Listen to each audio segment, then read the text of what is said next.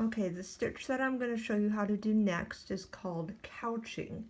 Couching is used when you want to do a straight stitch, but the line might have a curve in it, or it might be a really long piece of thread and you don't want it to get caught.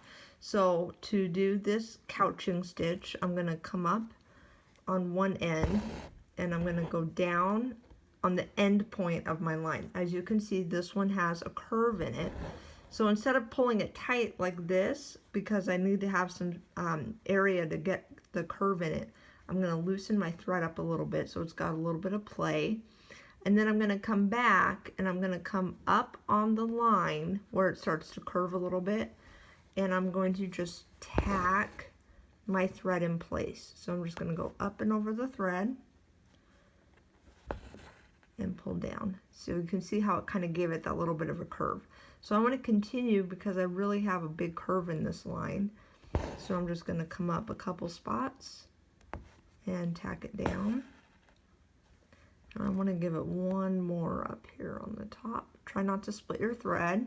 You're going to come up on both sides of your DMC floss and back down on the other side. And there you go. That's a simple couching stitch.